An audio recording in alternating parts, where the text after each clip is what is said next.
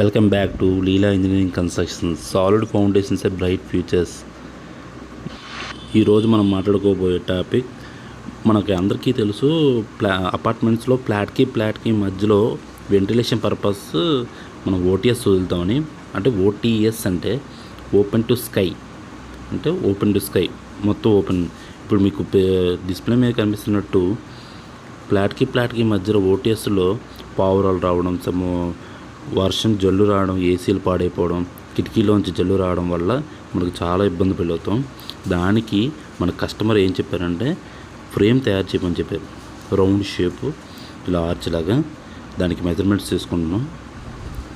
దీనికి బయట మెటీరియల్తో సహా అయితే పర్ స్క్వేర్ ఫీట్ 400-450 అలా తీసుకుంటారు. మనకి మెటీరియల్ తెచ్చారు, మన లేబర్ ఛార్జ్ మాత్రమే ఛార్జ్ చేసాం.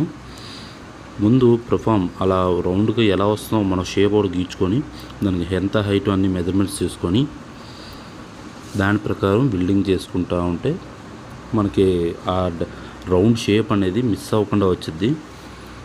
మనకి చూస్తారు కదా ఇప్పుడు డిస్ప్లే మీద ఫ్రేమ్ ఒకటి మనం అలా తయారు చేసుకున్న తర్వాత 2 ఇంచ్ పట్టి 6 mm గేజ్ మీద 2 ఇంచ్ పట్టి ఆ ఫ్రేమ్ అంతా తయారైన తర్వాత దానికి మనం ముందుగా పెయింట్ ప్రొడక్షన్ చేసుకోవాలి. ఎందుకంటే వెదర్ వల్ల ఆ ఐరన్ అంతా పాడవకుండా, రెస్ట్ పట్టకుండా మనం ముందే ఇవన్నీ రాసుకొని పెయింట్ రాసుకొని దీన్ని క్లోజ్ చేసుకొని ఇలా పైన ఫైబర్ షీటు మనం హోల్డ్ చేసినట్టు పెట్టి ఇలా అందంగా తయారవుద్ది.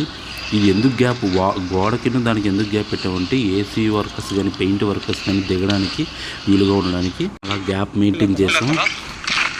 ఆ గ్యాప్ కూడా వాషింగ్ నీళ్ళు లోపల పడకుండా బయటికి 8 ఇంచెస్ బయటికి పెట్టాం. ఎందుకంటే వీలుగా ఉండడం కోసం. ఈ ఎంఎస్ షీట్ పెట్టుకోకుండా, బ్యారికేషన్ షీట్ లాంటివి పెట్టుకోకుండా దీనికి ఎందుకు ప్రిఫరెన్స్ ఇచ్చామంటే లైటింగ్ పర్పస్.